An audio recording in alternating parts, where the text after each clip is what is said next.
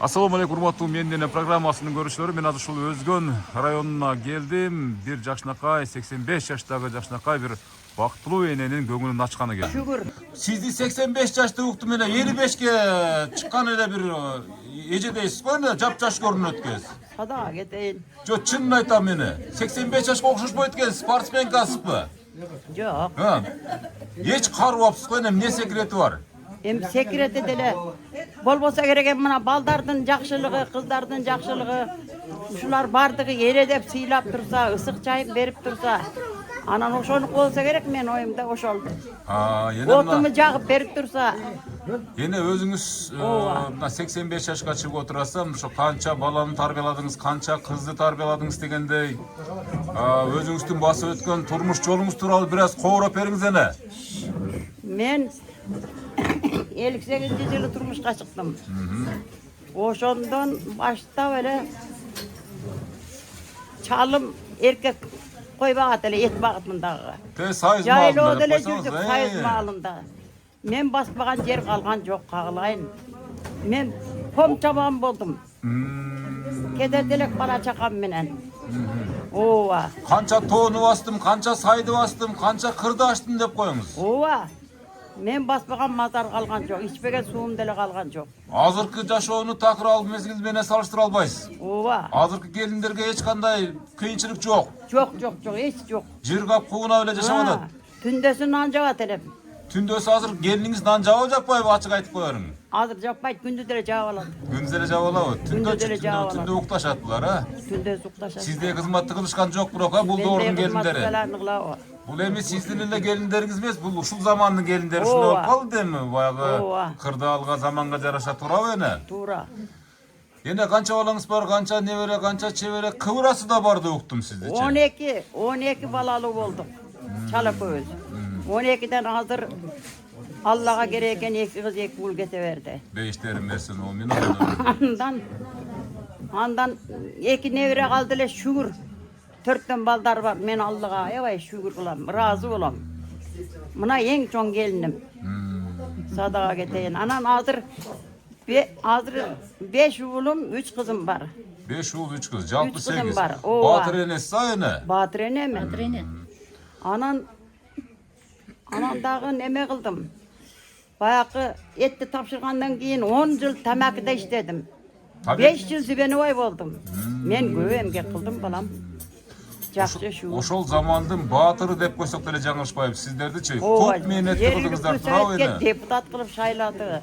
Deputat da oldunuz bu. Ova. Bu oşonda kaysı ayılga deputat boldunuz? Özüzünle neme okurga bolsa gerek. Oşonda Salam Alik Ova, Özgön Salam rayonuna Alik. dep koysak da bulat. Oşonda Özgön Ova. rayonuna deputat boldunuz ha? Октябрьше қалып сөйледі да. Ova. Жоқ, азыркы биздин өзүбүздүн тилинен айтканда ушул Өзгөндөгү ошол мезгилдеги депутатта кызмат аркалаган турбайсыз бене, турабы? Ova. Hazır Kudağa şükür. 45 mi? Nevrem var eken. 63 çevrem var eken. Катары 4 улана kıvram var eken. 4 kıvram. 4 кыврамына кол чаап коебуз, 4 кыврамына. Ha. Эне өзүн ушул басып өткөн жолу баарыбызга жуксун. Айтқаның келсін садаға кетейін. Жұқсын саға жұқсын. Анан ушул менден программасын кес көз салып карап турасыз. Gezi dele çok manga, tünü günü karayım. Түнү күнү карайсызбы? Tınbay karayım, buna baldарға жаман көрінем, geç kere sotke karayсың дейді. Мен Анан- ермегім ошол. Анан күндөрдүн бир күндөрүндө ушул мени бакылдап келет деп ойлогон бир жайыңыз болдубу? Бир же буну сизге бир сюрприз кылып бүгүн айта калыштыбы? Же качан бир билип Екеле калдыңыз? gün boldu. Экеле күн болду. Екеле gün boldu. Екеле Biz gün жақта қарылай. Екеле gün boldu. Ana кичинекей kızın kılgana. Oşqa süyrep bardым meni. Ошто эмне кылдыңыз? Oşqa bir gün süyreşti. Ana bugün bir yakka geldim. Şu kızın nemesi. Жаңы алдында елкаға апарды дейк апа. Yolkaga aparmadı o. Ana etajlarga çıkardı. Aynen. Hem Kudağa şükür balam. Kudağa şükür, ha? Mertebe şükür. Эне мисалы мына ушул 12 бала жалпы мисалы эсе 12 бала төрөп мисалы баардыгын эрежеге жеткирип мисалы ишиңиз энелик аталык милдетти кылдыңыздар да. Шу атабыз тууралуу бир аз коңуроп бербейсизби? Атабыз жөнүндө бир эки ооз айтпасак да болбой калат. Атаң менен 60 yıl tütün buladık. 60 жыл кол чаап коебуз. Карадыңыз? 60 жыл. Altımız Атабыз кандай адам эле? жош, момун, жемин жедирген адам болчу. Алгачкы махабатыңыз беле же канчанчы алгачкы махабатыңыз болду атабыз? Биргеле окуганбыз, классташ болчубуз. Классташ болчуңуздар. Алам десе сага тийбейм дейт болчумун. Тоготпойт белеңиз аны? Жок. Неге тоготпойт Мен элеңиз? атам 3 жашымда өлүп калган экен. 2 акам бар. Бирөө өлдү, бирөө бар ооруп калыптыр. Мен 2 акам, бир эле кызмын, жалгыз кызмын мен. Жалгыз кызсыз. Ооба, жалгыз кызмын. Анан ошентип жүрүп апам карган, апам бар эле. Ушуга тиесин деди, кайнагам экөөбүз күдү деп сөз болду, колуман жетелеп алып келип койду. Ал маалда эрден чыккан намыс кылчу. Отурасын деди, отурдум. Айла жок балам. Карасаңыз будай раңдуу сулуу чаздан келген жигит бекен эле абабыз. Жакшынак ана кенжеге окшош болсун. Ал Кенжетайга.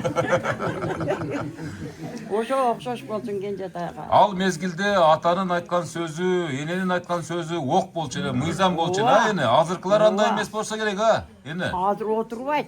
Азыр отурбайт. Азыр отурбайт. Мен отурасын деп эле апам берип койгон, жакын эле Байлыгын берип. деле карабадыңыз, малын деле карабадыңыз, кыскасы Ооба. отуруп бердиңиз. Отурдум, айла жок. Анан эми апам сунушуна четке кагалбадым. Жалгыз кыз болсом, апам да жалгыз болсо деп ошонун тилинен чыкпадым. Алла Таала ушуга миң мәртебе шүгүр кылам. Эми да балдарым бар, талаада болуп атат, неберелерим талаада, кыздарым талаада, садага кетейин. Кудай мудай буюрса, эне дагы өмүрдү көп берсин, Кудай кааласа ден соолукту чың берсин дегендей, мисалы Кудай буюрса сиздин үйүңүзгө дагы тойлорго келип, ушинтип бапырап, шапырап, кыздарыңыз дасторкон чайып, сиздин ушул көңүлүңүздү көтөрүү менен убара экендигин билдиришти магачы. Бул сюрприз болуп калсын деп, буга чейин сандыгыңыз толот алтын, күмүш болсо керек. Бирок мына ушундай бир тасманы алып келип туруп, сүйүндүрүшү биринчи болсо керек, эне, же буга чейин да ушундай бир таң калтырган сюрприздер болду беле? Жок. Мына ушул сюрприз. Беренчиктин алтын медалын алганмын, батырын болуп дебейсизби? Ошолорду эне бүгүн мындай кылың. Не тарыхыңыз болсо айта бериңиз, секреттерди кошуп делечи, мисалы Эми ал үчүнчү. медалдар мынан жагар. Оор медалдар дең. Жок, ошол медал Балдарга берген, 5 жылдыз берген. Ооба, жакшы шүгүр. Ошо Брежневдин убагында медал алдыңызбы? Алдым, медал алдым. Онда ушул Кыргызстандан эле алыпсызбы же Москвага барып алдыңызбы? Өзү алып келип берди. Өзү алып келип бердиби? Алмалда сельсовет өзү эле алып келип тагып коет болчу. Алар да өзүнчө бир чакан коллектив менен ошо Ооба, кол чабып ошондой шапырашат маны. Ооба. Ай, жакшы, жакшы. Ошондой эле балам. Энебиздин ушинтип бакылдап сүйлөп отурганда миң мерте шүгүр кылабыз, кол чабып коебуз, энебизге бир өзгөчө кол чабууларына. Урматтуу көрүүчүлөр, мушу Мен менен программасын күн түн барактап көргөн Жаман көрсө энебиз. көрө берсин. Карайм мен. Көрөм. Ооба, эч ким жаман көрбөйт эле. Сиздердин батаңыздар менен, сиздердин ушу мээриңиздер менен ушул программа ушул өмүр сүрүп келаткандыгына мен да Садага таан кетейин, берем. өмүр сак келейтат деп коем. Мынакей. Деп коем. Көрдүңүздөр, Келейтат, фалан жерге келейтат, түгүн жерге келейтат деп коем. Ооба. Карайм анан, аягына чейин көрөм балам. Мынакей ошол насип кылып эне мына мен сиздин Ооба. маңдайыңызда отурам, ошо балдарыңыздын баардыгынын. Анан кечке эле көрөсүң, Ниети. ушуну эле көрөсүң деп ана кичинекей кыз айтпадыбы? Анан ичтерине тынып, анан кийин бул 2 эле күндүк ушул. Туура. Болбосо айтпайбы? Ооба. Мынандай кылган атабыз деп. Эми көзүнө Урматтуу. таасир этпесин телефон деп айтканы да. Ооба. Жок, энебиз азыр эми баягы смартфон, телефонуңуз барбы эне, телефонуңуз Бар. өзүңүздүкү? YouTube'га киресиз кадимкидей. Кадимкидей кирет. Кадимкидей киресиз. Аны тытам жөн эле. Тутасызбы? YouTube'ду туткан энебизге кол чабып коебуз,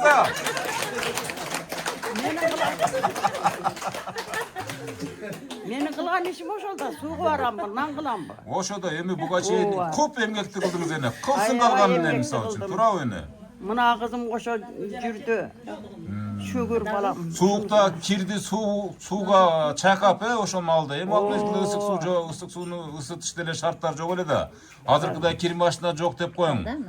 Көмүр да жок. Көмүр да жок. Отун. Ушул 12 баланы, ушул балдардын баардыгын багышта мындай кандай турмушту баштан кечирдиңиз? Кыйналбай бактым. Кыйналбай бактыңыз. Эч кыйналбай бактым. Себеби баягы ийрик кой багып эле выскрытие дейт, апта сайын эле койсо көш менен бактык ушул. Ал убактагы таза Көш менен бактык. азык менен бактын балдарын баарын дең эне. Азыр каякта?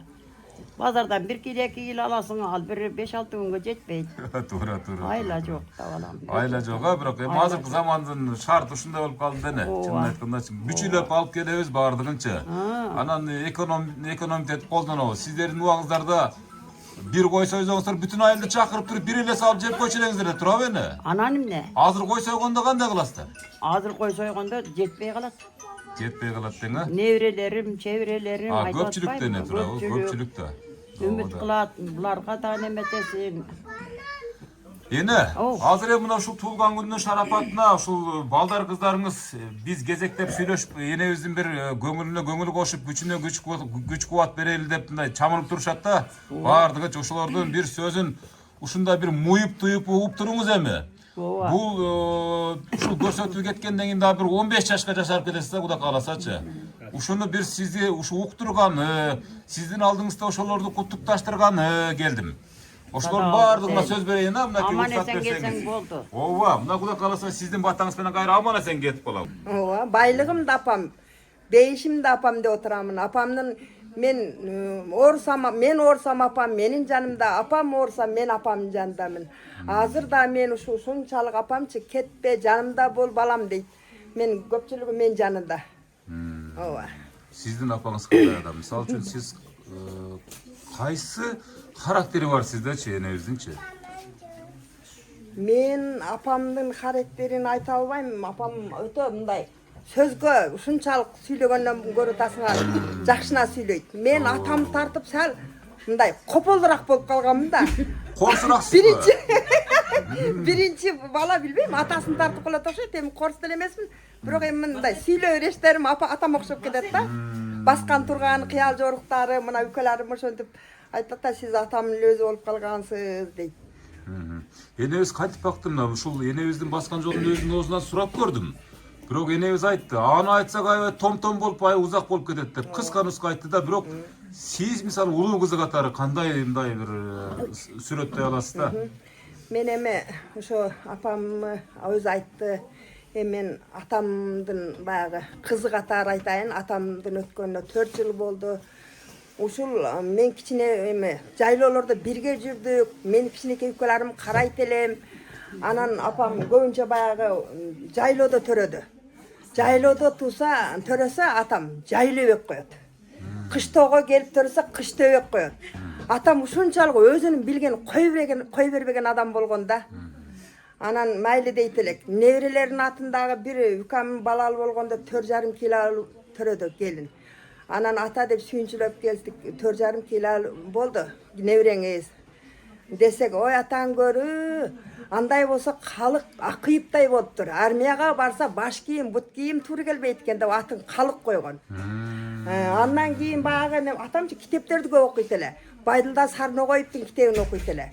Ошентип мына менден үккамын баласы төрөлгөндө Байдылда койду. Мына ушул жерде отурат азыр өзү да айтат. Андан кийин дагы эмне? Атам ушу Байдылдан менен жана Куйручуктун китептерин көп окуду. Жо, сиз каерде төрөлүп калдыңыз өзүңүз? Мен ошо кой кайтарып жүргөндө Кандыбада төрөлгөн экенмин. Мына азыркы Алтын булак айыл өкмөтү болуп атпайбы? Ооба, ошол жакта төрөлгөн экенмин. Ошондо сизди эмне деп койду? Менин атым ошо Нуржан. Нуржан деп койду. Нуржан атым Нуржан деп койушкан экен, ооба. Эми мынакей энебиз өзү жогоруда айтты да, мисалы эч бир нерседен кем кылбай бактым деди да. Эч эл катары мисалы үчүн курсактары ач болгон жок. Мисалы ошол мезгилде ушул эттен ооздору бошободу деген темада сүйлөдү да, чынын айтканда. Азыркы мисалы заманга салыштырмалуу, мисалы сиздер ошол убакта абдан ток чоңоюпсуздар да, туурабы? Ооба. Ооба, койдун ошо неме кылат эле, бир койду союп, кууруп туруп, илгери сырчелектерге салып, анан бекти сандыктары коюп коет эле. Анан баягыны кирип деп чукуп жеп, ошондо да майларды силкейип анан жейт элек. Биз эми көбүнчө эт менен чоңойтпуз. Анан мен айтып калат, балам, сени мен дейт куйрукка эле бир жолу бышырып койгон окшойм деп баягы ооруганымды айтты. Себеби куйрукту баягы чала бышырып туруп, шишке өткөрүп мурдума мынандай кылып коет экен да, мындай өткөрүп койчу экен, мен ошону соруп жата берчү экенмин. Анан сени бир жолу эле жок да. ооба Сосканын ордуна соска дейм, эне. Чыгаштан А, жыгачта мына мурду эмне кылып коесуңар мына мурдуна? мындай томолок. Жыгач. Да сайбай турган. Туруп баягы куйрукту союп коесуңар, узун Соруп кесип. жата берет бешикте. Куйрук жеп чоңойгон элебизге кол чаап коебуз, а? Menden ulu akşam barılar benden çok ötüp ketken. Ana ilk menmin. Şol bugünkü jakşı perdaşa bolwatat, jakşı dasturxon joyda oturabız, bari tuğanlar, kelinler, kızlar bardyk men. Apamız baş bolup, men şu apamın barına şükür kılam. Apam bar, ırısımız bar, 500 bu dep aytsam da жаңылышпайм, Буга şükürüm men. Atam ramanlık beşi olsun, atam jakşılı, momun kişili. Jana apam aytıpay, baldarım şu köşmeden bakılır. Tuğru negiz, açık aytkanı, tuğru aytkanı. Sebebi bolbay kalsa, atam aytatıyla tiriu kezinde. Bir ayda 2 kavun jetlik dedi. Al unumuz, nağala tegirmen un bolsun, 2 son. Al ebi köş bolgonda 1 kavun jetlik dedi. Atam uşunday jakşı adam bile, baldardı şunça doğdu jetlik kavaytkan atamız rahmat, nimetsi. Allah talam jatkan yerden beş atarsın. Meyme şol ben versin, ha? meyme şol apama. Ben sağlık versin apam. Rızk geçip versin şu. Beşene ötkü baktılık arılık olsun. Ben jakşı aytkan sözlerim uşul olsun. Kol çaap koyuyoruz, elinizin kolun karmak, jitin jittayız söz sana. Kendinizlerki sizler kolun karmak, uçuraşıp jitin jittap, bu günü de enenin jitinden bir ötkön jit jok da, çınını aytkanda çıtırabı. Mınake kol çaap turabız, kol çaap turabız. Ушундай күндөр, ушундай карлык баарыбызга насип кылган болсун, урматтуу көрүшкөр. Мынакей эң улуу баласы менен эң улуу кызынын сөзүнө ордоктош болдук. Андан кийин эжебиз даярданып отурат.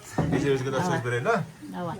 Мен эмне дейм, мен ушул апабыз эң жакшы аял, эң күчтүү аял, эң акылдуу аял деп апамы аябай баалайм.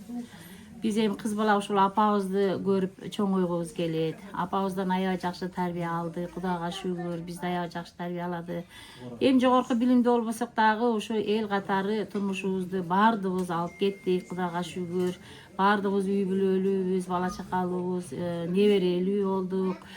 Ушул апа менен атамын эмесинен. Анан апамын жакшы сапаттары көп, айта берсек түгөнбөйт. Кайсы сапаттарын сиз? Мен эң негизги баалаган сапатым ушу апам келиндери көп да, биз 3 кызбыз. Келиндери көп, келиндерин жакшы көрөт. Бизге караганда келиндерин жакшы көрөт. Себеби келиндердин чайын көп ичем дейт да. Силер дейт меймансыңар, келип эле кетесиңер дейт. Мен келиндердин чайын көп ичем деп анан. Силер келсеңер силерге чай коем дейби? Аябай жакшы мамиле кылат келиндерине. Келиндери менен ынтымактуу. Мындай кайнене болуш кыйын, чындап. Апам мен ошол жагын аябай жакшы баалайм. Анан дагы Жаш мезгилде какыс кукуш кылган окуялар барбы? болчу. Биз ал менин эсимде ушу мектепке барганда үйгө убакты келет элек. Кечикпейт элек, келет элек, апам бизге иш буйрат эле, ошол ишин аткарат элек. Апам аябай таза аял болчун, айылдын бактуу аялдарынан болчун, сөзү өтүмдүү, ишкер, апамдын колунан баардык нерсе келчү. Мына бизди ач калтырбай, ушинтип атам экөө аябай жакшы чоңой түштү. Ыраазыбыз, апа менен атама баардыгыбыз ыраазыбыз. Ай рахмат, кол чаапкана көп жыттап коебуз, урматтуу көрүүчүлөр. Мынакей дагы бир кызынын жакшынакай сөзүнө ортоктош болдук. Мына гүл тапшырып коюң эже. Подарканы Ооба. Подаркаларды сөзсүз түрдө Сарпай тапшыруу эжемин кошо жүрө берсин. Кол чаап турабыз, урматтуу катышуучулар. Анан эжебиздин өзүнчө подаркасы бар экен, мынакей менимче бир билерик экен, мынакей. Жазуусу барбы билериктин? мына бейшим апам деген. Бейшим апам деген жазуусу менен билерик тапшырат. Эне колго билекке тагып жаштакка кылып туруп көп бир Пай менен болсун деп. Мынакей, пай менен болсун деп мына жаштакка кылып. Эки колуна 2 билерик. Бейшим апам деген билериктердин ээси бүгүнкү эң бактылуу Апам энебиз. ушул подаркаларга татыктуу. Албетте, албетте. Мындан да улуусуна татыктуу. Apam. Bileriktер kut bolsun ene. Muna bilerikteri tagып alып mınaki karabaysiz. Kolunuz tolulu mına jaltıragan altın bolup kaldı da kaldı. Endi konoktordan kolunuz boşa oyt ene. Kuda kalasa. Kol çağıp koyasın da köşünokçularda. Çoğun rahmat, hurmatlı görüşler. İyi söz. Gelin gece bunu beri karap söktür. Evet. Çoğun gelinim dep jana aybayımdayım. Maktanu meni aytты da. Çın aytkandачы. Enemiz degi betine buruş düşüptür da. Birinci tamak sungan gelini siz bolosuzdur. Ne tamak verdiniz ele birinci? Birinci aşk kılıp bergenim. Aşk kılıp bergeniz. Enem bizdin baylığımız pişenebizge daim bar bolsun. Oşu enem koluna men 18 yaşında gelgenim. 42 yıl oldu gelgenime. Azırдағы жақшы күсөгөн тамагын жегisi келгенде таягын таянып үйүбүзгө барат. Аралыгыбыз 100 метр бар да. Жақын турбайбы 100 метр болса. Ошо энем менен сыймыктанабыз. Ошо энем бар, пешенебиз бар. Дайым ушу пешенебизге энем болсун. Атам дагы абдан жакшы киши болчун. Келиндерге жаман айтпаган. Балам алгыла мына отунду деп отунун кесип дайым кемеген жанына койчу. Анан ошо өзүбүз билип ошо эң чоң болгон үчүн бизде ошо алмалда неме кылып 7 жыл кошо жашадык. Анан биз өлдү. Ошентип чилге дейин бөлүнүп неметтик, ар кимибиз өзүбүздүн түтүнүбүздү булаттык. Gelindердин капитаны сиз экенсиздер да? Кол чаап коесуздар, ушундай эжебиздин баки. Чын айтканда мындай көздөр жашылданып кетти. Жаштар толуп кетти. Себеп дегенде энебиздин турмуш жолуна көз ачыла элек болуп барып, мына ошол жерден көп нерсени үйрөнүп, Жада калса күкүр чакканды да билчү эмесмин. Күкүр чакканды билесизби? Бизде такыр сиз байдын кызы болгонсузбу дейм да? Эми ушундай эле бардыгыбыз бирдей эле, бирок ошо эркек кыз болгон үчүн неметип барганмын да, эми бардыгын үйрөткөн. Энебиздин мисалы бир анча-мынча фокус кылып койчу эле ошондо мисалы үйрөткөн мезгилдерде. Жок. Андай кылган эмес, а? Жок, мындай кылгыла балам деген ошол сөз жетиштүү болот эле. Кайненелик кылган эмес кыскасы, кайненелик кылган эмес, мына кинодогудай болуп, туурабы? Кол чаап коебуз, энебизге абдан ыраазычылыгын билдирип сүйлөп отурат, урматтуу көрүүчүлөр. Энебиздин батасын алып отурсаңыздар, келиндердин тобу, Кудай буйрса сиздер деле ушундай жашка келип, бул бумеранг чашоо сөзсүз балдар, кыздардан ушундай бир жакшынакай сюрприздерди күтөсүздөр деген ойдомун да. Аллага шүкүр. Ана өп жыттап коебуз, урматтуу көрүүчүлөр. Мен энем программасын мен апамдын жанында кошуна эле болуп жашайм. Анан ушу барып үйгө отуруп калганда ушу передачаны тынбай көрүп калат. Анан өзүмдүн ичимен ушундай неме кылып жүрдүм, ниет кылып жүрдүм. Ушуну ушундай кылып уюштуралык деп. Анан мына жаңы жылга жакын кичине сюрприз болсун деп эле ушуну уюштуруп бердик. Апам айтсак бир астын толкунданды, бир астын жөллө койсоңор болмок деди. Ушу менен Энелер эч качан өзүнүн жүгүн балдарына салгысы келбейт да. Энелер эч качан мисалы коюп эле койбойсуңарбы, жөн эле койбойсуңар деген сөз бул ар бир азыркы замандын энесинин оозунан чыккан сөзү. Мына ушул сизге кандай бир сапаты жуккан энебиздинчи? Кайсы характер менен энебизди өзүңүзгө окшоштурасыз? Мен апамы бир 100% эле тартсам керек. 100% ашыгы менен деп коебуз да. Ашыгы менен ооба. Кол чаап коебуз, урматтуу катышуучулар. Мисал үчүн ак жүрөктүүлүгү барбы, кол ачыктыгы барбы, жайдарлыгы барбы, мисал үчүн көбүрөөк чуккан сапаты? Мага ошо бетке айткан жагы. Бетке айтат, ооба, жүрөккө сактабайт. Сактабайт, бетке айтат апам. Апам ушундай колунан бардыгы келген. Эми өзүм мактасам анда мактангандай болуп калбайын эми. Апам кандай болсо мен ошондой эле Кудай шүгүр эле. Демек энебизди мактайбыз анда. Энебиз кандай адам? Апам дүйнөдөгү жалгыз апам менин. Жаным апам менин. Кол чаап коебуз. Калган куттуктоо жүрөктөн чыкты. Кана өп жыттап коебуз. Кана урматтуу көрүүчүлөр, жакшынакай учурларды сөзсүз мына ушундай тасмага алып калуу биздин эң негизги максатыбыз. Кол чаап турабыз, мына ушундай жытташуулар, мына ушундай сыйлар баарыбызга насип этсин. Сиз эң бай адамсыз дүйнөдөчү. Жаныңызда ушундай бир байлыгыңыз турат да. Эч качан мисалы үчүн апам бар, биз бактылуубуз. Чындыгында бактылуубуз.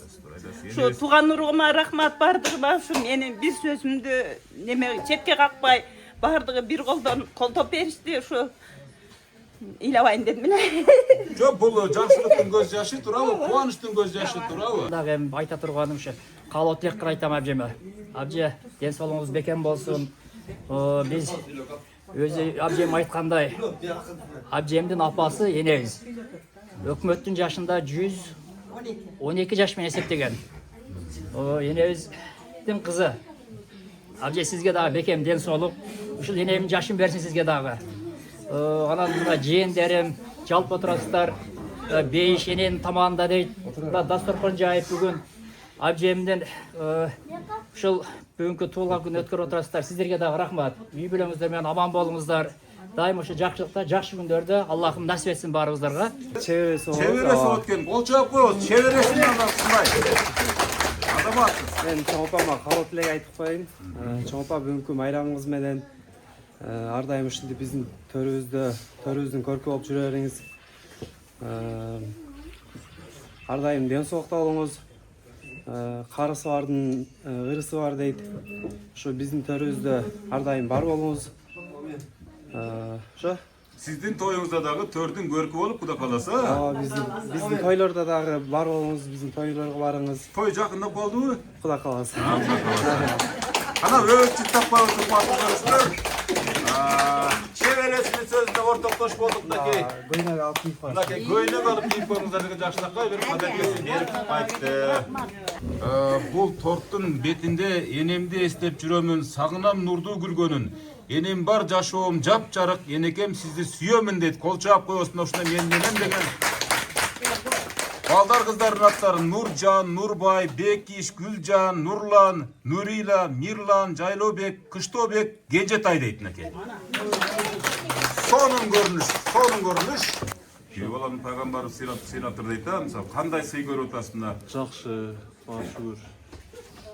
Энебиздин бир жакшы бир мүнөздөрүн айтсаңыз болот. Жакшы, ошо кайраттуу, Сыйлап урматтап турасыздар ар дайым. Кызматты кылып турасыздар. Тиешелүү, өзүңүзгө тиешелүүсүн турабы?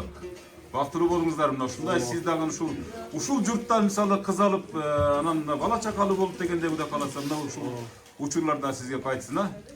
Ошо эне ушу күндөр да бактыбызга бар болуңуз да мындай күндөрдөн да көбүн көрөлү.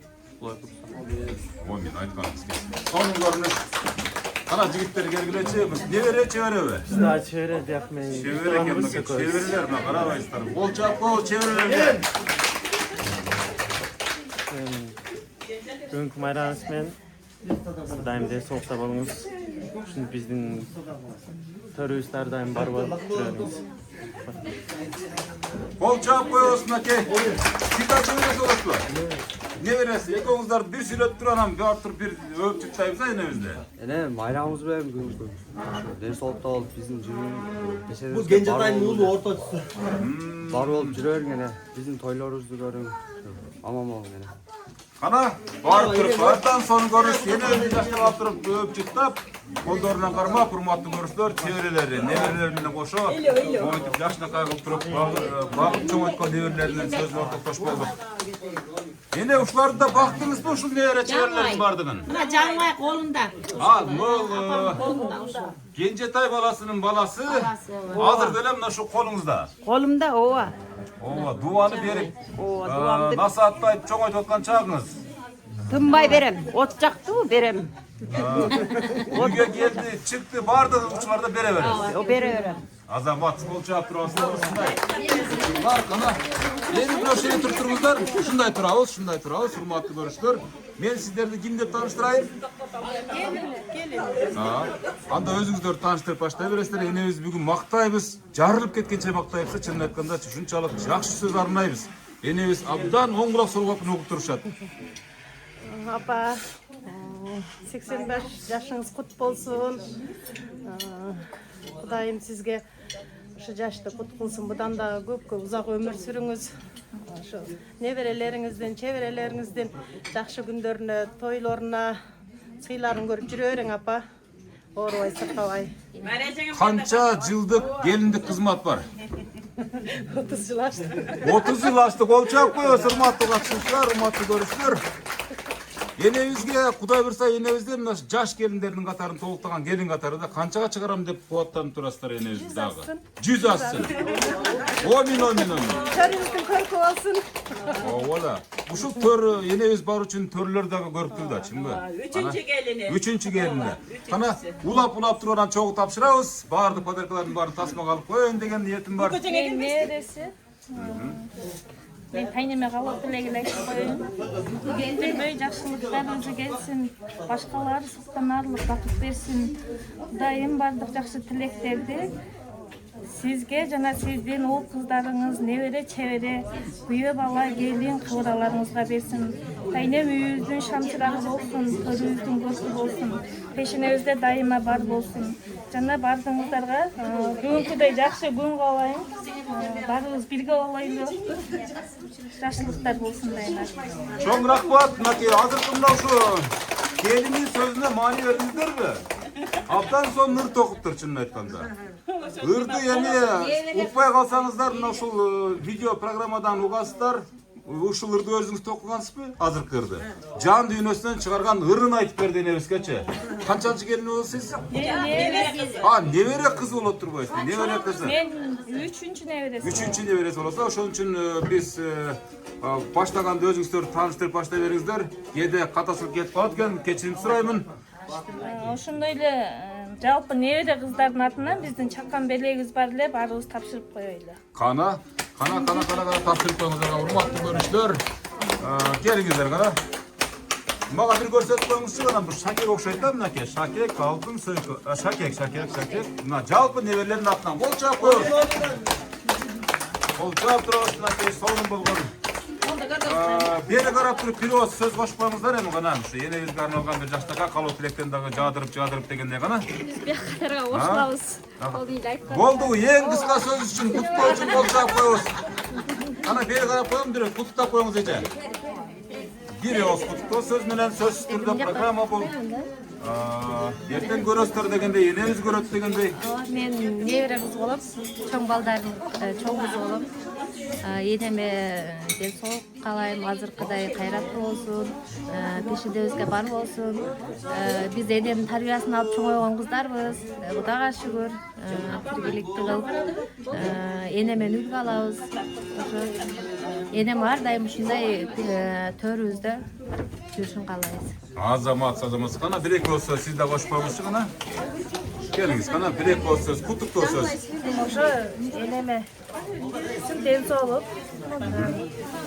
100 жаш жашасын. 100 жаш жашасын. Сиздердин да тоюңуздардын күбөсү болсун да, Кудай кааласа. Омин. Кол чаап турабыз, урматтуу көрүүчүлөр. Кана келиңиз бери карап туруп, сиз өзүңүз тааныштырып, энебизди куттуктай бериңиз. Мен 3-чү баласынын кыз болом. Ошол бүгүн энем 100 жаш жашасын, ар дайым биздин бешенебизде төрүбүздүн көркү болуп жүрө берсин. Ошо эми бактылуулук күндөрдө жолугайлы. Кол чаап турабыз, урматтуу көрүүчүлөр. Ар бир энебиздин батасы менен көгөрө турган ошо небере чеберлердин баардыгын куттукташ жатканчылар. Мынакей сонун гүл. Урматтуу ана жерде пакеттер коебузчу. жолуктарын салып аткан учур, урматтуу көрүүчүлөр, ушундан өткөн бактылуулук көзүңүздөр болбосо керек. Ар бириңиздерге айтам. Мынакей тортторун, жолуктарын салып аткан учур, кана келиңиздер, башкаңыздар. Жолуктарды салып, энебиздин батасын алуу менен убара болуп жаткан чактары. Өзүңүздөрдү тааныштырып, куттуктоо сөздөрүн. Экинчи келин. Кайненем Катыраак сүйлөй беребиз. Кайненем меселе апам өтө жакшы. Ошо элдер өткөндөй эле мамилеси жакшы. Колуна суу куясыңбы, бир нерсе бересиңби, батасын берип, айнанайын сада болоюн кызым деп турат. Ошо апам. Өзүнүн кызынан да артык көрөт да энебиз келиндерин туурабы, жана кыздары деле буну айтып турат. Ошолорду айтып турат. Экинчи келин катары канча жыл кызмат кылдыңыз ошондо? Бир чоң келин мисалы 30 жыл дедиби? Жок, экинчи бир келин айтты 30 жыл деди. Бияк. Бул эң чоң келин. Мен 13 жыл. 13 жыл, а? Экинчи. Кудай кааласа кызматыңызды кыла бересиз деген ойдобуз туурабы дагы эле. Энебиз анча-мынча келип, мисалы мынакей чоң келин айтат, меникине келип анча-мынча тамак жегиси келсе, жакшы сөз айткысы келсе келип коурашып берет дейт. Сизгине да барабы? Бизден чакырганда келет. Кайсы тамактарды жакшы көрөт энебиз? Манты түшпөрө. Манты түшпөрө. Барар менен түшүнөсүз. mantı pişiren asasız kazanga. Ошол катарды сүйөт да. Kol çağıp koyuyorsun da daksızın gelini sözüne de var. Siz de. Мен 5-чи келин болдум. 5. gelinler.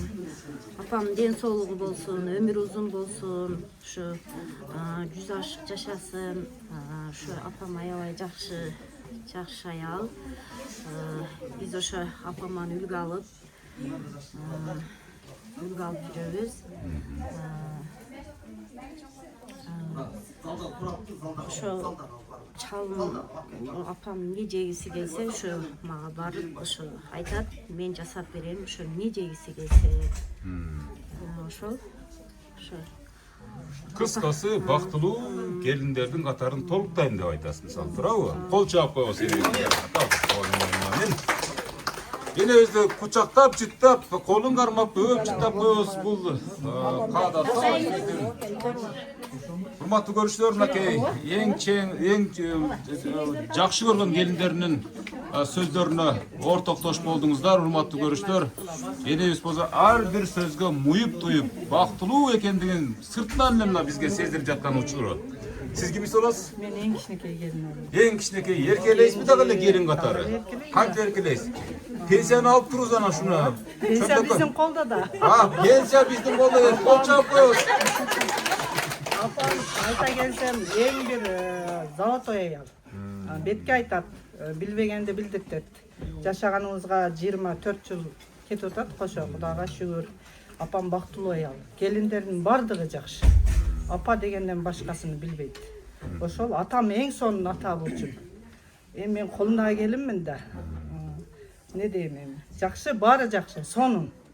Апам ушундай, апамдын жашын берсин бизге. Бардыгыбызга, ушул жерде отурган тууган уруктарга апамдын эс акылын берсин бизге. Тамай, кандай десем, ушундай таза акылын берсин, тетиктигин берсин. Суктаныш керек мындай адамгачы. Дагы көп жашасын, 100 ашсын. Тууган урук менен ушу ынтымак болобу? Ушул дайым. Акыркы mesela кичинекей келиниңиз болон депутат боло турган түрү бар экен, мындай сүйлөгөндө мындай. Мындай болсун деп, кийимдей болсун деп туруп Апам өзү неме дейт го? Кайнененин камырынан дейт го. Тарбияны берипсиз бирок чындап. Абдан сону. Ошондой. Анткени энебиз жаш кезде ушундай болсо керек, ошон үчүн депутат болгон да мурда жаш кезиндечи мына ушул сиз да Кудай калса энебиздин жакшы батасын ала берсеңиз, айыл эли сыймыктанган, район эли, кыргыз эли сыймыктанган бир жакшы бир ардактуу келиндерге айланасыз деген бир жакшы үмүтүбүз бар да. Ошол апамдын жашын берсин, 100 ашык жашасын. Менин программасында эң кичинекей келиндер ырдайт да. Кадимкидейчи созолонтупчу. Энебизди бир жакшы берсеңиз бир каны бир ырдап бербейсизби? Ырдап берет болчу, бирок мага берген талантты Кудайым жолдошума берип коюптур да. 100%чы. 100дөн бири бар, мен коштоп коюшум мүмкүн. Жолдошуңуз чакырыңыз анда. Кол чабуулар менен. Мен чындыгында немеден жокмун, коштоп турам. Коштоп турасыз, Кудай кааласа. Кенже уулу жана сиз жокто сиздин келинчегиңизди бир аз сүйлөттүк эле. Анан айтты эле абдан мындай депутат сымал келинчегиңиз бар экен да, мындай сүйлөгөндөрү да мындай тарса турса сүйлөгөнчө анан ырдатайын дегенде мен ушул жолдошум абдан ушул жаатта таланты бар деп сөз козупту да. Бирок андан алгач энебиз тууралуу мына эң кичүү уулу Кенжетай атыңыздагы мына ушундай учурду кандай кабыл алып атасыз да? Биринчиден ассаламу алейкум. Ушул жерге келген коноктор, меймандар, небере, чебере, бир туугандары, кыздары, уулдары, анын ортосунда сен келген Өмүрзак, сага да рахмат. Өмүрүңө береке берсин, үй бүлөңдө бактылуулук каалайм. Биз да болсо бир аз сүйүнүп отурабыз. Ушул апамдын эң кенжеги уулу менмин. Атым Кенжетай. Апам мени 40 жашында төрөгөн экен. Ушул жашка келип 45ке чыктым. Бул дагы болсо чоң белек, Алла Тааланын берген чоң неаматтары. Ар бир үй бүлөгө, ар бир кыргызстандык, ар бир инсан тааныган үй бүлөгө ушундай жакшы күндөрдү каалайм. Ар бир неберенин, уул кыздын, чебере, кыбыранын жытын жыттатканга эсе шүгүр дейм. Ар бир үйдө тойлор болсун, жакшылыктар болсун. Ушу апабыздын бир керемет мына дүйнөдө мен бейишим.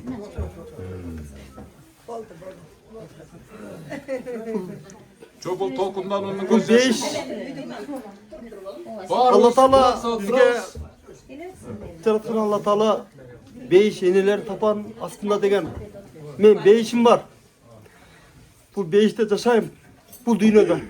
Eki dünyanın baktılığını versin şu yerге gelgen konaklarga, meymandarga, ar bir gelgen nebere çeverelerine kıvırlarına uşunday жақшылык күндөрдү каалайм.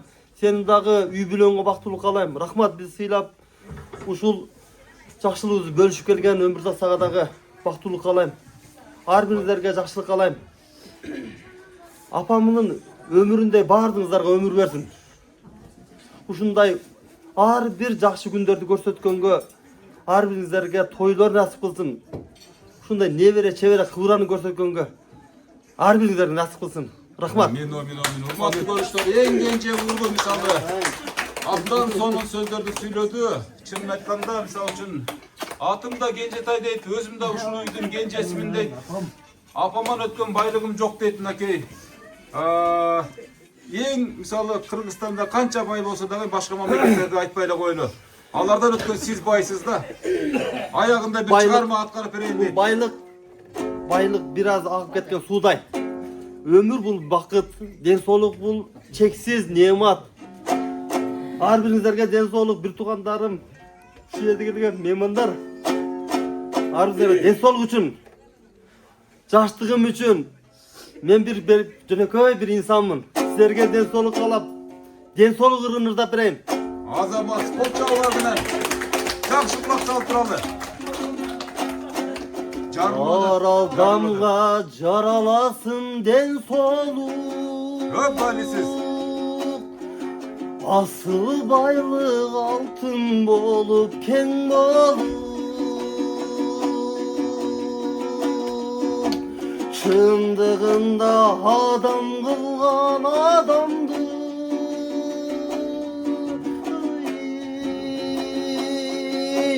бакыт экен талай экен дон соолук. Бакыт экен талай экен ден соолук.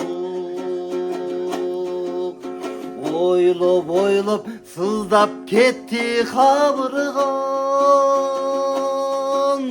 башкаларга сөз айтуудан жашынам. Чындыгында адам кылган адамды бакыт экен талай экен ден соолук. Бакыт экен талай экен ден соолук. Ой, Азамат. Өмүрдө аркен ден соолук бар, өмүр бар, ушул күндү көрсөтөт экен. Ушу апамдын өмүрүндөй, ушу апам көргөн жакшы күндөрдөйдү баардыгыңыздарга насип кылам. Тойлордо болуңуздар, жакшылыкта болуңуздар. Кубанычтын көз жашы, мынакей урматтуу көрүштөр. Эне уктуңузбу, мына ушул эң кенжетайыңызды дагы өзгөчө кылып төрөп койгон экенсиз да. Сөздү сөз бар мисалы үчүн. Эми мындай биз дагы чын айтканда биз ушул кенже мырзага таан бердик, чын айткандачы. Өмүрүн Кудай бурса, Кудайым узун кылсын. Алдыңызда ушинтип комуз чертип ырдап эле жүрө берсин эне. Ушинтип тилек кылайлы. Бул кимдер? Небере келиндер. Небере келиндер, мына небере келиндерге сөз сизден болсун ана. Энемдин бүгүнкү мааракеси куттуу болсун. Кудайым узун өмүр, бекемден соолук берсин. 100 ашсын, Кудай кааласа 100 жашында да ушинтип сиздер менен баардык тууган урук менен биргеликте өткөрүшүн насип этсин. Куттуктайбыз. Чоң рахмат. Кошулайбыз, биз кошулабыз. Болду. Кошулабыз деген сөз небере келиндерге кошулуп коебуз, урматтуу көрүштөр. Келиңиздер. Мынакей тортты күйгүзүп дагы бир небереси келатат бул жактанчы. Мына ушул учурду дагы тартып коелу дедик. Кана кол чабуулар менен урматтуу көрүштөр. Энебиз. Эне бер жакты карап коюңуз мына бир. Жакшынакай учурду дагы тартып коелу. Үйлөң, Кол чаап коюңуз, карабайсыздарбы? Бир үйлөшү менен. Каниясын көрдүңүздөрбү? Каан бердиңиздерби? Кол чаап турабыз, ушул небере келиндердин дагы сарпайларды тапшырып жаткан учурлары баардыгынын өмүрлөрү узун болсун деп ниет кылабыз. Энебиздин батасын ала берсеңиздер, сиздерге да ушундай учур кайтып келет деген жаштакай максаттарыбыз бар. Азыр эми неберелер мынакей куттуктайбыз деп каскадап тизилип турушат кана. Чеберелер. Çevreleri maki kana çevrelerine söz vereyle. Birden söyleyiniz, birden kana sen söyleyçi. Hemen baktılı oğlumuz, biz sizi yaşıyoruz. Köp yaşanız. Sağlıklı oğlumuz. Kaynen kanç yaxşı görüyorsun? Öte yaşıyorum. Kanti akça verevi, balki misal üçün, balki bir jaklarga alып barabı, pensiya degende pensiyadan berevi. Bize kalparak. Bir jaklarga alып barabı ha, koşa erişti ha. Çevere bular ha, çevereler. Kana? Ben жақсы көремін. Бақтыр болыңыз. En sonu жақсы болсын, көп жашаңыз. Bizim toylarda görsünler, niyet kılarsa, da kalasak. Kana öp çıta koz, kol çağılar, rumatlı görüşler. Çevrelerden üstüne ortaklaşık olduk. Biz dağı hemen. Rumatlı görüşler, nöke en ulu kızı bir ırdap bereyinde. Irların olsa dayarda olup dur. Kana, yenenin canında turgurdaş, öte çoğun vakit. 9 ayda толғынып тапқан енем тамағыңдың таттысын маға белем талық бастан дайыма жол көрсөтүп бұл жашоодо көзімді ашқан елең сенсің апам sen sırdaşım canım, sensin apa, kıymatım asılım, canım apam, bağım apam. Tün uykumdan tüyşölüp bakkan enem, hiçbir candı sağa men tappay gelem Günü tünü oylunamasıl enem Kantken demen ak sütün aktar elem Sensin apam kımbatın asım Sensin apam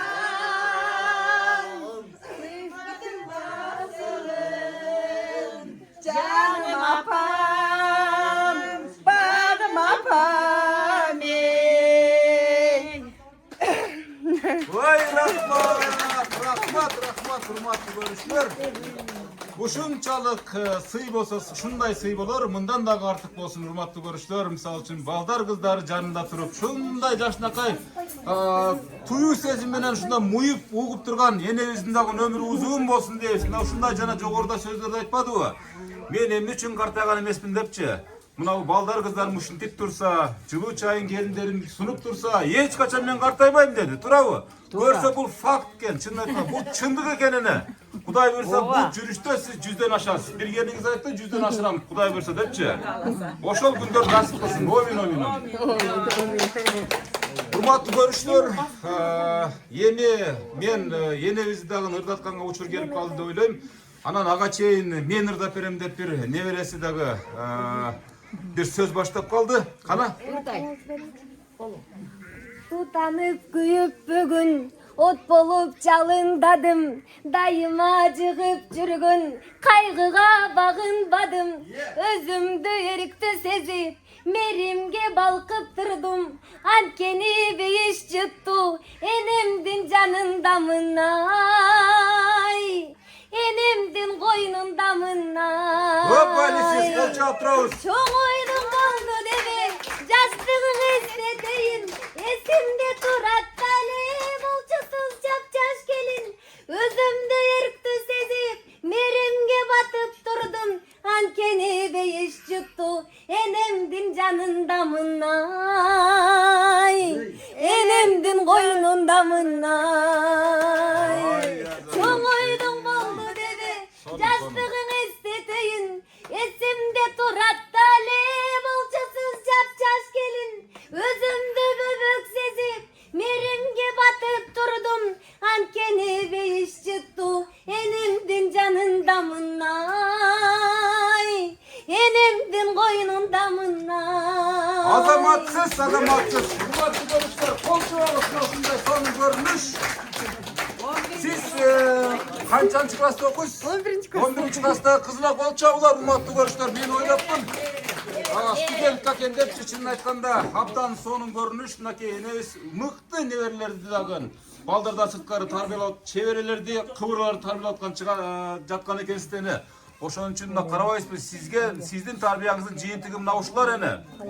Урматтуу көрүүчүлөр, мына жалпы катышуучулар мына ушул топтун ушул деги эле ушул журттун генералы деп койсок болот энебиз, туурабы? Генерал деген мисалы үчүн абдан ыйык адам, мына ушул топтун чечүүчү адамы катарындагы, анан баштоочу адамы катарындагы ушул энем эсептелсе керек, туурабы?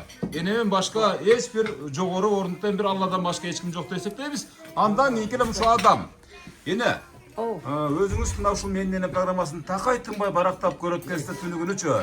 Анан энелердин арасында программаны жыйынтар алдында матадан мурда энелер ырдайт эне. Bir жакшынакай, эгерде бир 2-3 ырыңыз болсо, аны деле ырдай бериңиз. Сиз үчүн ушундай бир жакшынакай убактыбыз бар. Bir жакшы көргөн ырдан bir жакшынакай кылып туруп ырдап берип койсоңуз эне. Энебиздин ырына жакшынакай ичинак отурабыз. Talastan biyiğ gördüm, talpınıp uçkan kuş gördüm. Talaylı menda kız elim, tayine bolup öz gördüm. Talaylı gana kız elimin, tayine bolup öz gördüm. Çokusu büyük mustördün, çoyulup uçkan kuş gördüm. Çoyulgan capcaş kız elemi, çoğene bolup öz gördüm. Çoyulgan capcaş kız elemin, çoğene bolup öz gördüm. Vay yarabbim. Sonunda enebиз азыр мынакей карабайсыздарбы 85 жашка чыкса дагы үнүнүн тону өзгөрбөптүр чынын айтканда. Азыр мына даярдыгы жок, келе калгандагы ырымына ушул болсо, Кудай буюрса, кийинки дагы бир жакшылык тойлордо эне бир созолонтуп бир музыканын коштоосуна ырдап бересиз, Кудай кааласа, кийинки тойлордо эне. Кудай кааласа. Эми бул жерде ыр ошол киши бул аламдан өткөн Элимбирбек Иманиевдин ырларынан бири. Aruzatım ay çıraylı appağım, seni körüp men tazara başladım.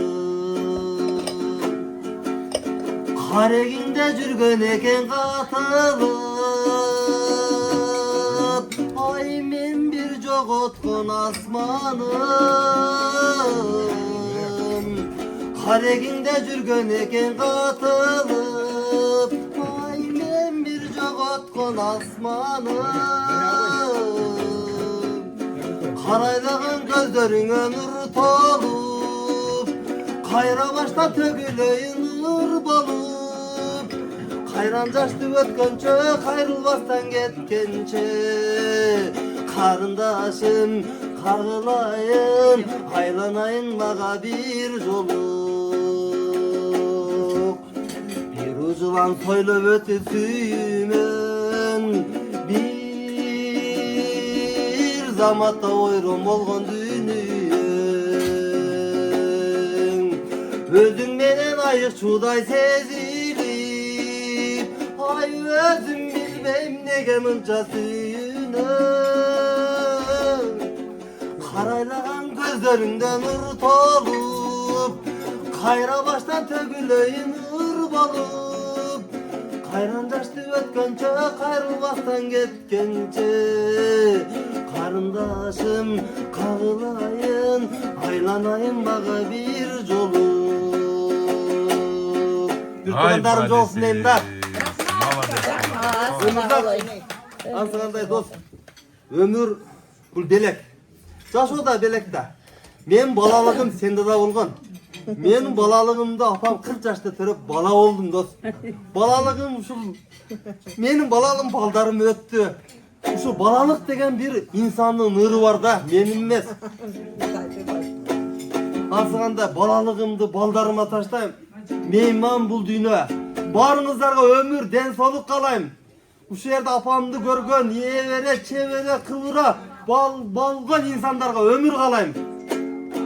Balalığım, apam var men, ataynem var, üy bülöm var balalıkta. Menden ötken balalık keyinki baldarıma bir adamdın ırı var, balalık degen. Kıştan uzun günlerinde yeske düştü bala kezim menin arçacıttanga balalığım baldan şirin ay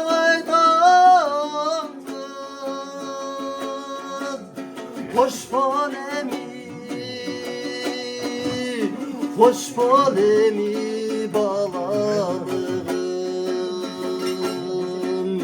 Amenin bala boydan kalgım gelet balalık göz alıma elestelet nariste cıtın bulbay Amenin bala boydan kalgım gelet kıştın uzun tünlerinde yeske düştü bala kezim menin arçacıttangan balalığım kanat baylım ay koçup kettim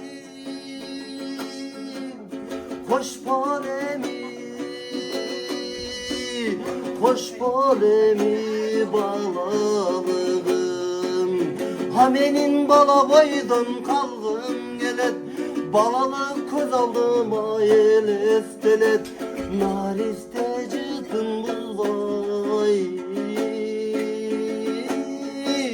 Hamenin bala boydan kalgım gelet Hamenin bala boydan kalgım gelet balalık göz aldıma elestelet dariste cıtın bulvay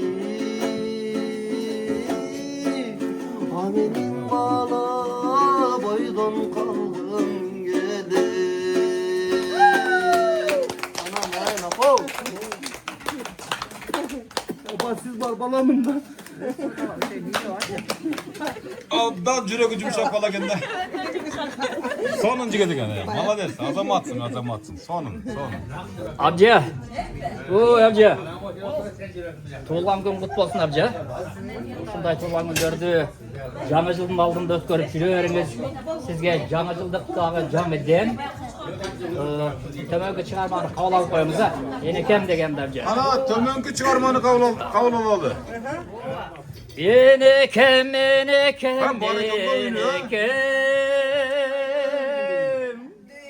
Düğünü tabılgıs berekem. Dağı deli sap olayım. Sevesem.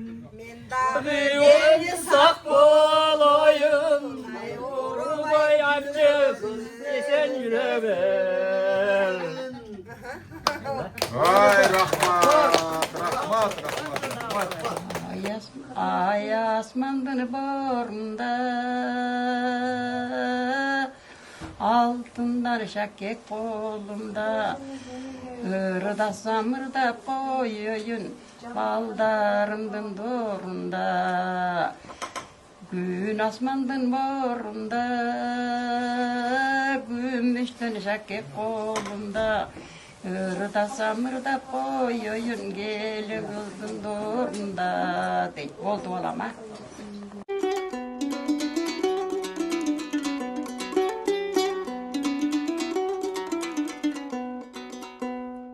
Азыр эми мына ушу баардык мына ушул жерде тургандардын жакшы сөздөрүнө ортоктош болдуңуз, уктуңуз, баардыгын туйдуңуз дегендей, бул сөз сизге бир кыпын элени, чынын айткандачы, мен канча 10 күн же 100 жыл айтсак дагы биз баары сиздердин баягы котура албайбыз да, кыскасы сиздердин мээнетиңиздерди актай албайбыз да. Ошон үчүн сиздерге өмүр тилейбиз. Ушул балдарыңыздын баардыгы бактылуу болсун. Сиздин батаңыз менен албетте. Ошон үчүн азыр учурдан пайдаланып ушул программаны жакшынакай кылып туруп күзөтүп аткан балдар кыздарыңызга бир жакшы алаканчай бата берсеңиз, анан кийин ушул жакшы жашаанды улантып кетебиз. Эне бир жакшы бир бата бериңиз. Кана омин деп кулаш жайып отурабыз баардыгыбыз. Омин. Балдарым, кыздарым, келиндерим, неберелерим, чеберелерим, şu bardığınarga gelinderim kokuy tarınıp kaladı. Gelinderim sadağa geteyinler. Bardığınarga şu arçaday yaşlıklı kalaydelem mençe. Sadağa geteyinler. Hiç kaçan şu silerin kavağınar bir gölbesin. Bardığınar koşkonunar mene koşak argıla. Baktılı bolgula, talaylı bolgula. Ürüstü bolgula. Ne tilesengler Allah Teala tileğinlerdi kavul kılsın. Baldarın jetelep, aman esen oynap gülüp 85 yaş emesi 100'ge çıksanar kanele. Ova, men tilegim uşul. Rahmat, ükam, sırgavay. Sen de uşu baldarыңдың günü güçün gör. Aman jür menin beşeneme. Bar bolgula. Bardın araman bolgula. Amin. Amin. Bar. Sen de uşu koşkunun bardır. Koşa karı. Sağa da şu baktılılık kalayım, ardayım.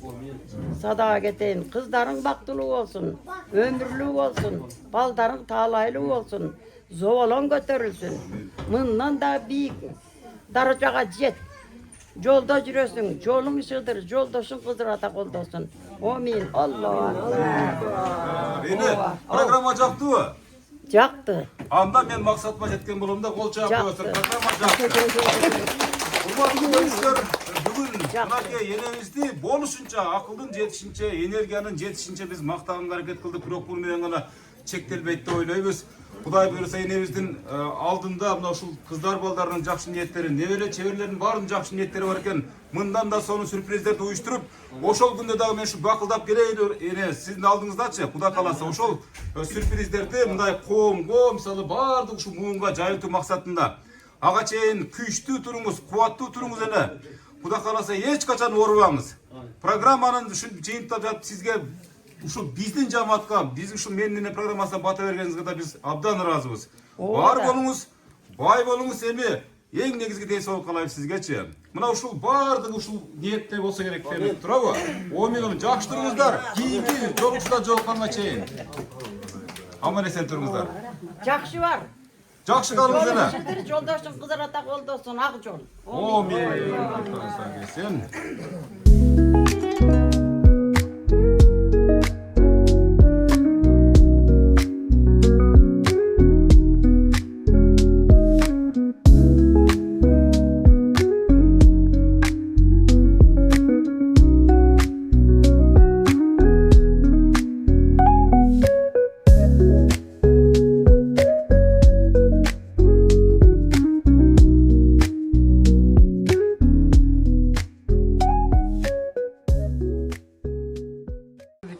Baldarım, şu nevrelerim, çevrelerim, kıvralarım, ben 4 kıvra görgön kempirimin.